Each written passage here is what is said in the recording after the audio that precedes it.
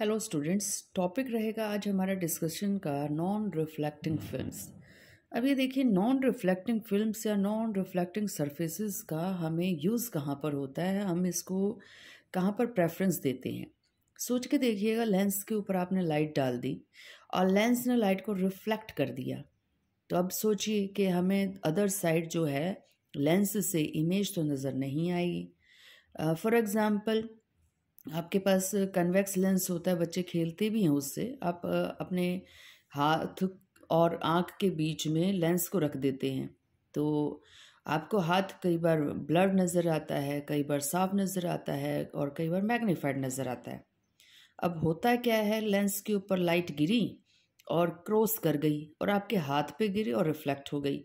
अब सोचिए, लेंस के ऊपर लाइट गिरे और रिफ्रैक्ट ना करे, रिफ्लेक्ट हो जाए, आपको अपना हाथ नज़र नहीं आएगा, वो चमकीला सरफेस नज़र आएगा सिर्फ लेंस का। तो other side of the optical objects, other side of the lenses अगर आपको देखना है तो रिफ्रैक्शन का फिनोमिना होना चाहिए, ना कि रिफ्लेक्शन का। तो अब हमें क्या करना है, वहाँ पर जो लेंस है, लेंस से लाइट रिफ्लेक्ट नहीं होने देनी। तो रिफ्लेक्ट नहीं होने देनी तो इसका मतलब हमने उसके ऊपर ऐसे मटेरियल की कोटिंग करनी पड़ेगी जो मटेरियल क्या करवाए, जो मटेरियल लाइट को रिफ्लेक्ट ना होने दे। तो यही जो कोटिंग्स हैं, इन्हीं को हम नॉन रिफ्लेक्टिंग फिल्म्स कह रहे हैं। तो कितनी थिकनेस की हो, क्या कंडीशन हो, तो ये डिस्कस हम आज करने वाले हैं। तो हम क्या करेंगे, नॉन रिफ्लेक्टिंग फिल्म्स को निकालने का क्या क्राइटेरिया है, ये क्राइटेरिया हमें इंटरफेरेंस से मिल जाएगा। तो इसका मतलब एक इंटरफेरेंस की सिग्निफिकेंस ये भी हो गई कि we can use interference by thin films to reduce reflectivity of surfaces. तो सरफेसेस से रिफ्लेक्टिविटी का फिनोमिना, रिफ्लेक्शन का फिनोमिना ना हो या कम हो, उसके लिए हमें इंटरफेरेंस का यूज़ करना पड़ेगा। तो ये एक आपका फैमिलियर सा डायग्राम है। जब भी आप किसी सरफेस के ऊपर, इंटरफेस के ऊपर, दैट इज़ योर इंटरफेस, ये इंटरफेस क्या कर रहा है, दो मीडियम्स को, एक मीडियम जिसका रिफ्रैक्टिव इंडेक्स μ1 है, दूसरा मीडियम जिसका रिफ्रैक्टिव इंडेक्स μ2 है, तो ये कॉमन सरफेस है। तो हमने क्या मान लिया, हमने ये मान लिया कि हमारी जो इंसिडेंट रे है, इंसिडेंट बीम है, इंसिडेंट रेडिएशंस हैं, उनकी इंटेंसिटी है AI। और इस इंटेंसिटी का R टाइम्स ऑफ AI क्या कर गया है, रिफ्लेक्ट हो गया है। यानी कि 100% डाली तो उसमें से इतना क्या कर गया, रिफ्लेक्ट कर गया। और बाकी लाइट क्या कर गई है, आपकी पास कर गई, ट्रांसमिट कर गई। तो अगर हम ये मान लें कि ये हमारा एक लेंस है, तो ये लेंस में इस पर लाइट डालेंगे तो कुछ तो रिफ्लेक्ट हो जाएगी और कुछ रिफ्रैक्ट हो जाएगी। तो ये T टाइम्स ऑफ AI वो आपकी रिफ्रैक्टेड रे है। तो ये आपके पास आ गई। तो इसको निकालेंगे कैसे, R और T को। Amplitude of reflected and transmitted beams is given by, अगर आपको दोनों मीडियम्स का रिफ्रैक्टिव इंडेक्स पता हो, अगर आपको ये पता हो कि इंसिडेंट लाइट की इंटेंसिटी कितनी थी, एम्पलीट्यूड कितना था, तो आपको पता चल जाएगा कितनी लाइट हमारी रिफ्लेक्ट होगी और कितनी लाइट हमारी ट्रांसमिट होगी। तो ये AR एम्पलीट्यूड है लाइट का। लाइट आप जो इंसिडेंट लाइट का एम्पलीट्यूड था वो दो पार्ट्स में डिवाइड हो गया, एक पार्ट तो चला गया रिफ्लेक्टेड में, एक पार्ट चला गया हमारा ट्रांसमिटेड में। तो μ1 माइनस μ2, ये आपका फर्स्ट मीडियम का रिफ्रैक्टिव इंडेक्स है, ये सेकंड मीडियम का है, और हमने AI मल्टीप्लाई करवा दिया। तो AI क्या है हमारा, that is amplitude of your incident wave. तो ये आपके पास वो है। AT हमारा क्या आ जाएगा, 2 times of μ1 divided by μ1 plus μ2 और इनटू में AI। तो अब देखिएगा, AR reflected part, AI incident, AT transmitted, AI incident. AR by AI करेंगे ना तो R की वैल्यू निकलाएगी, यानी कि टोटल में से कितना पार्ट रिफ्लेक्ट हुआ है। AT अपॉन AI करेंगे ना तो T की वैल्यू निकलाएगी, इसका मतलब कितना पार्ट हमारा ट्रांसमिटेड हुआ है। तो AI तो हमारा हो गया amplitude of incident beam, AT हो गया हमारा एम्पलीट्यूड ऑफ ट्रांसमिटेड बीम, और AR क्या हो गया हमारा एम्पलीट्यूड ऑफ रिफ्लेक्टेड रे। तो ये हमारा μ2 मान लिया हमने डेंसर मीडियम है, μ1 हमने एयर मान लिया, या फिर ये मान लीजिए आपका रेयर मीडियम है। तो अगर μ2 बड़ा है μ1 से, तो यहाँ देखिएगा μ1 माइनस μ2, ये तो आपका नेगेटिव आ जाएगा, μ2 इज़ ग्रेटर देन μ1। तो ये AR की वैल्यू कैसे आएगी, नेगेटिव। इसका मतलब क्या हुआ कि आपका यहाँ पर फेज रिवर्सल हो रहा है 180 डिग्री से, नेगेटिव साइन आपका यही दिखा रहा है कि नेगेटिव एम्पलीट्यूड आ रहा है। तो R is equal to reflecting coefficient is equal to AR upon AI, इतना पार्ट रिफ्लेक्ट हो गया। Transmitting coefficient is equal to AT upon AI। तो R की वैल्यू भी आ गई, T की वैल्यू भी आ गई। First you have to find out AR in the terms of μ1, μ2 and AI। Similarly you have to find out AT in the terms of μ1, μ2 and AI। तो AR अपॉन AI R आ जाएगा, AT upon AI आपका T आ जाएगा। अब हमारे R की value ये आ गई है, μ1 माइनस μ2 डिवाइडेड बाय μ1 प्लस μ2, और T की वैल्यू आ गई 2μ1 डिवाइडेड बाय μ1 प्लस μ2। कैसे आ गई? आप ये देखिए, ये था ना हमारे पास, इसको AI को यहाँ ले आइए नीचे, तो μ1 माइनस μ2 अपॉन μ1 प्लस μ2 ही तो बचा आया ना R। सिमिलरली AI को यहाँ ले आइए, तो ये T हो गया। तो T किसके बराबर आया? 2μ1 डिवाइडेड बाई μ1 प्लस μ2 के। तो यहाँ से हमारे R और T की वैल्यू आ गई। अब मान लीजिए कि उल्टा कर रहे हैं हम, क्या μ2 डेंसर मीडियम था, μ1 रेयर मीडियम था। डेंसर मीडियम पर लाइट डाली और इस तरह से आपको पता है कि रिफ्लेक्शन का फिनोमिना होगा, ट्रांसमिशन का भी होगा।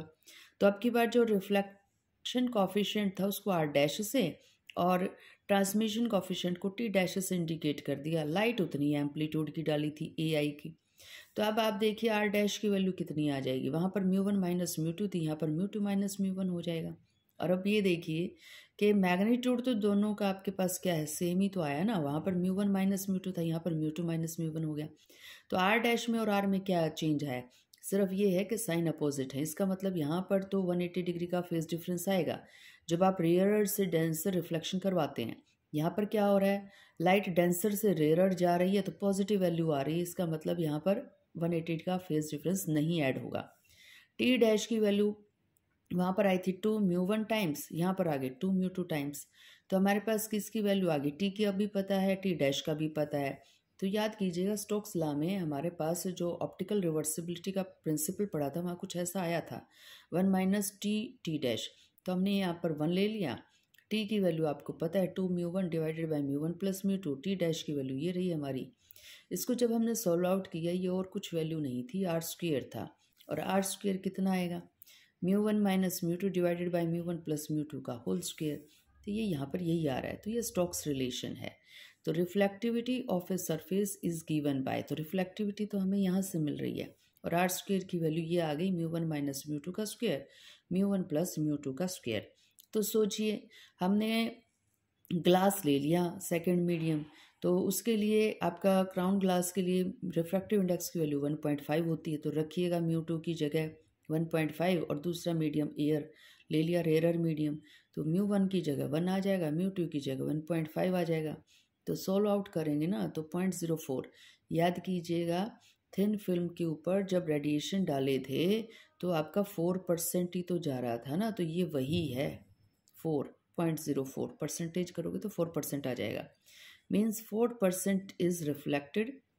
अब हमें ये 4% भी रिफ्लेक्शन नहीं चाहिए, हम तो ये चाह रहे हैं कि लेंस के ऊपर जब लाइट गिरे तो ये 4% भी रिफ्लेक्ट होकर वापस ना आए, ये भी ट्रांसमिट हो जाए। ट्रांसमिट ना हो लेकिन बेशक ना हो, रिफ्लेक्शन ना हो। तो 4% टू रिड्यूस लॉसेस, हमें ये लॉसेस जो है रिफ्लेक्टिविटी की वजह से ऑप्टिकल इंस्ट्रूमेंट्स में यानी कि लेंसेज में कम करने हैं।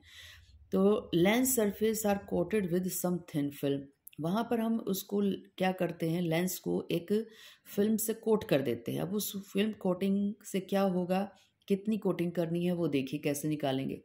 Of refractive index less than that the thickness of the film should be lambda by 4 μf। अब यहाँ जो है थिन फिल्म जो हमने कोट करनी है, अब ये हमारा लेंस है, लेंस का रिफ्रैक्टिव इंडेक्स मान लीजिए μ2 है और एयर का रिफ्रैक्टिव इंडेक्स कितना मान लिया था μ1, और हमने इसके ऊपर यहाँ कोटिंग करनी है।